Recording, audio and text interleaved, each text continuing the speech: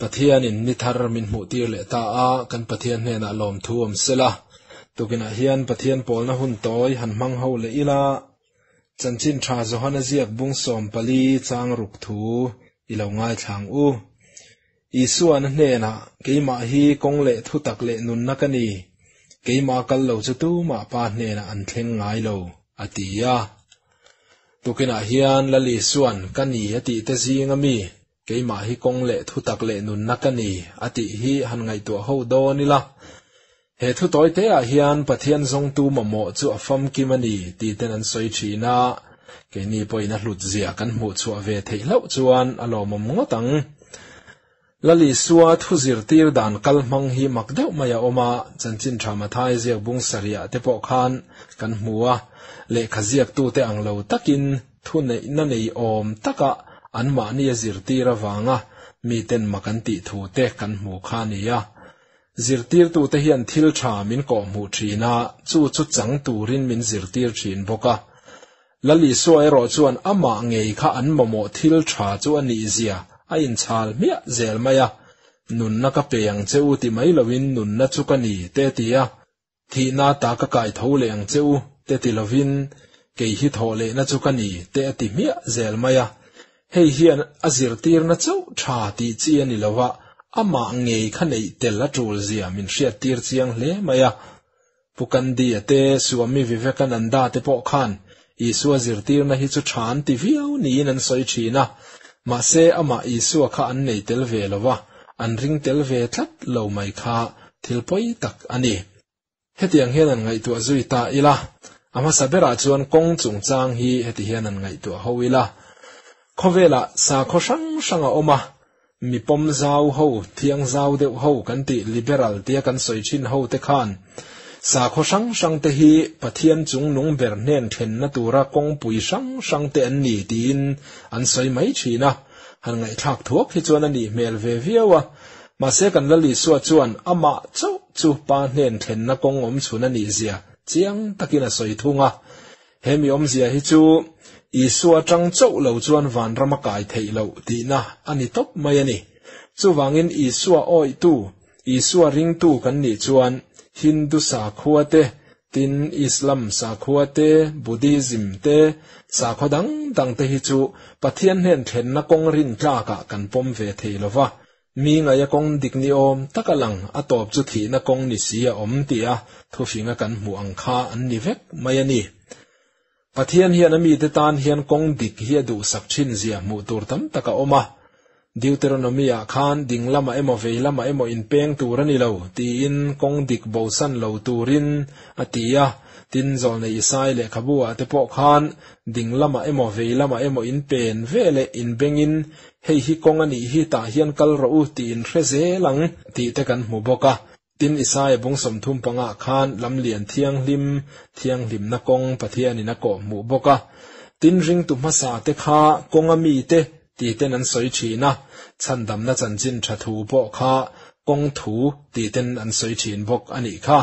chutiang khop chuan kong ti hi kan Pathian thu a hian an lo mang rima ami khwal lo hle ani pa nen thlen na tur hian kong sang pa Pathian po hian alo chaw to thina in thoi na sang te tin temple le mun thiang lim han buat sai te mai chama thil hlan te thu som pek te le adang te pon yang chung chu pa Pathian hne na an thlen thei na na Pathian in ruat sak te po an ni thina ma se chung zong a chuan pa Pathian pom tlak le lung oi na tak thleng pha ka misual te ti fai thei tu kha om thlot lova chu wang chuan Pathian beram no lali suange mai chu tala omin cross mai chama chuan hlan na ni ta a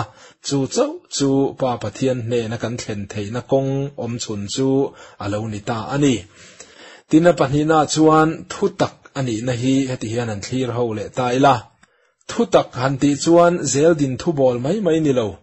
dot ni lo ti na te po hi ani mai mela ma se chu mai chuan ingot lova Thutak ti hi Hebrai chongin emet ti ania a om zia chu thil tak reality kan ti soinate tin nget sakhat rin tlak rin om fia tling dikle dai rei ti na ang te kha ani boka Isua hian heng zong hi aphok chuak tha hle ni Thutak kani ati hian alem nilova atak ani ziate tin rin tlak le in nga na tla kani ziate reilo te ta na om mai ni lo midik le chatuan dai ani ziate po kha Thutak kani ati mang hian atar lang nga lani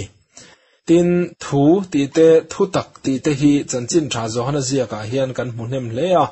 chanchin tha zo hana ziak hi edi somkua tanga za in kar vela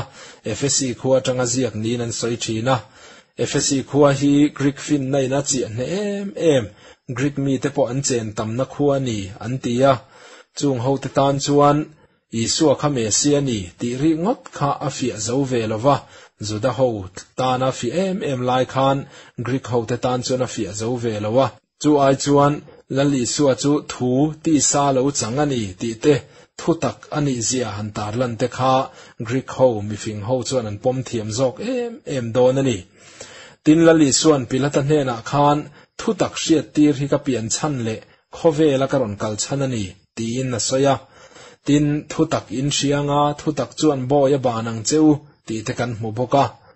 thulem mangin mihring te kha bumin an lo om to a sual boya an lut ta a ma se Thutak lali suwa mangin sual boya ta hruai chuin kan om le ta ani tin Thutak lali suwa hriat le nei hi min boy tu sang ata chuana ani ti po kan hria a sualin min bo be le dona piang in Thutak Isua hria in lam hoi zelila chan chuana kan changzel thei thin don ani tin Thutak le thudik in an lo zia an soi kan shefo to in karinga zirtir te thlipuin an nuai lai khan an din hmuna hlo om hle ni ti an hriat kha thudik ania thudika chuan chan chuana om ngot lowa tuya thuk ti te thliana ti te tuifon in a hlap ti te kha thudik ania ma se khang an hriat te khan hlauna abel cha ma se Thutak an kianga mu kha anan man tangkai che chuan chan chuana hlauna boya ta chuana alo thleng ta ni ti kan hriat kha tin apathum na chuan Nunna kani ati hi han ngai to howila lali suan Nunna chang kani ati te thole na le Nunna kani ati te kha kan zir ho to a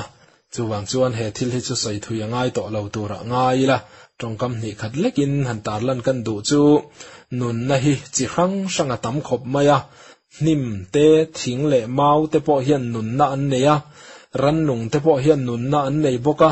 tin zuda te phei chuan tui luang chereng hi tui nung ti te pon nan soi boka tin khol nung te po oma amaro chu chung Nunna sang te chu an chuayanga an laral vek don ani chung te chu Isua ring thei an ni velawa wangin an tan thi nuwa nun reng thei na om velova mihring te nen kan chan vo hi ain ang thei tak ngai lowani kan sum te kan in le lo te kan bungra thatak tak te po hi alaral vek dona ma se lali suwa kan neya chu Isua chu Nunna ania wangin nang le ke hi chu kan ral ve don lova kan nung reng don ani Isua lo lan ma mihring te nun kha van lam thlir na tang chuan suala thi nu an ni top maya ma se lali suwa zara Nunna ral lo tur chu kan chatuan chan vo alo ni ve thei ta a lali suwa zara kan van nei ziate kan ni hlo ziate hi ngai tu non fo thi ni la zui tla kan i ziate fakka kan i ziate lal anga chi bai buk le rong bol sak phu ani ziate hi I rezol deu zelang u Pathian na thu kan za tan mal min som sak ro se amen ni man nuam vek ule